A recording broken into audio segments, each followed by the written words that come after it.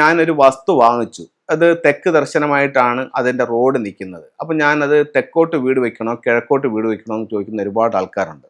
ചിലർ പറയുന്നുണ്ട് നമ്മൾ താമസിക്കുന്ന വീട് തെക്ക് ദർശനമാണ്, അപ്പോൾ എനിക്കൊരു ഉയർച്ചയില്ല, അതിന് തെക്കോട്ട് ദർശനമായതുകൊണ്ടാണോ എന്ന് ചോദിക്കുന്ന ആൾക്കാരുമുണ്ട്. അപ്പം നിങ്ങൾ അങ്ങനെയാണെങ്കിൽ ഒരു നോക്കൂ, തെക്ക് ദർശനമായ എല്ലാ വീട്ടുകാർക്കും ബുദ്ധിമുട്ടുണ്ടോ?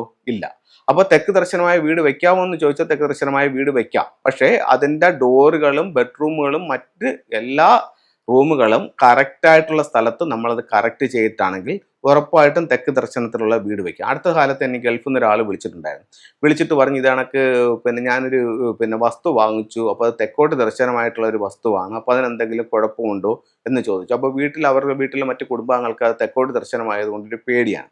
ഞാൻ പറഞ്ഞു, സാറേ ഇന്ന രീതിയിലാണത്, നമുക്ക് തെക്ക് ദർശനമായാലും കുഴപ്പമില്ല, അതിൻ്റെ ബാക്കിയുള്ള കാര്യങ്ങളും അതിൻ്റെ ഡോറുകളും അതിൻ്റെ മറ്റ് റൂമുകളും എല്ലാം കറക്റ്റായിട്ട് നിങ്ങൾ ചെയ്തെടുക്കുകയാണെങ്കിൽ മറ്റ് കുഴപ്പങ്ങളൊന്നുമില്ല, തെക്ക് ദർശനത്തിൽ നമുക്ക് വീട് വയ്ക്കാം എന്നുള്ളത് ഞാൻ അവരോട് സംസാരിച്ചു.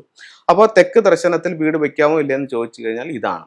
അപ്പോൾ തെക്ക് ദർശനത്തിൽ വെച്ചിട്ടുള്ള ചില വീടുകളിൽ ചില ബുദ്ധിമുട്ടുണ്ടായിട്ടുണ്ട്. പക്ഷെ അതിന് അതിൻ്റെതായിട്ടുള്ള ചില കാരണങ്ങളുമുണ്ട്. അപ്പം നമ്മൾ അതിനെ കറക്റ്റ് ചെയ്ത് ചെയ്യുകയാണെങ്കിൽ തെക്ക് ദർശനത്തിൽ വീട് വെക്കുന്നത് കൊണ്ട് കുഴപ്പമില്ല. 4 മഹാദിക്കുകളിലും നമുക്ക് വീടുകൾ വെക്കാം. അതിൽ ഏറ്റവും കൂടുതൽ ആൾക്കാർ തിരഞ്ഞെടുക്കുന്നത് കിഴക്കും വടക്കുമാണെന്ന് മാത്രം. ഫെങ്ഷുയിലെ ചില ടൂളുകളിലേക്ക് പോവാം. ഈ ഓരോ ടൂളുകളും നിങ്ങളുടെ ജീവിതത്തിൽ ഒത്തിരി മാറ്റങ്ങൾ ഉണ്ടാക്കാനായിട്ട് സഹായിക്കുമെന്ന് ഫെങ്ഷുയിൽ പറയുന്നുണ്ട്. അപ്പോൾ ചില ടൂൾസ് നമുക്ക് പരിചയപ്പെടുത്താം. ഇത് ബാക്വ മിറർ എന്ന് പറഞ്ഞിട്ടുള്ളൊരു കണ്ണാടിയാണ്. അതായത് ഇതിന് 8 ദിക്കുകളുണ്ട്. 8 ദിക്കുകളുള്ളൊരു കണ്ണാടിയാണ് ഇത്. നമുക്ക് നമ്മുടെ പ്രധാന വാതിലിന് പുറത്ത്, നമുക്ക് പ്രധാന വാതിലിൻ്റെ വെളിയിൽ, ഡോറിൻ്റെ മുകളിൽ, അതായത് കട്ടിലയുടെ മുകളിൽ നമുക്കിത് സ്ഥാപിക്കാം.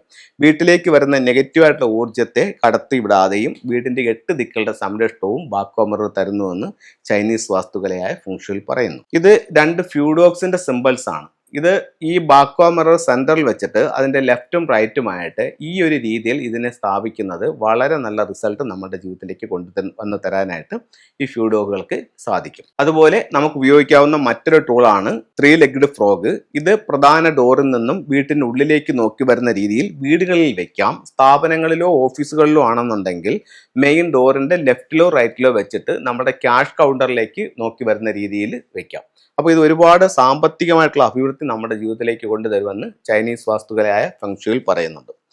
ഇനി ഒരു വീട്ടിൽ ഭാര്യയും ഭർത്താവും തങ്ങളിൽ പരസ്പരം ഐക്യത്തോടെയും സ്നേഹത്തോടെയും പോകാനായിട്ട് ഇത്തരത്തിലുള്ള മണ്ടേരിയൻ ഡെക്സുകൾ വെക്കാമെന്ന് ഫെങ്ഷുയിൽ പറയുന്നുണ്ട്. ഇത് എവിടെയാണ് വെക്കേണ്ടതെന്ന് വെച്ച് കഴിഞ്ഞാൽ അവരുടെ ബെഡ്റൂമിൻ്റെ സൗത്ത് വെസ്റ്റ് കോർണറിൽ വെക്കാം.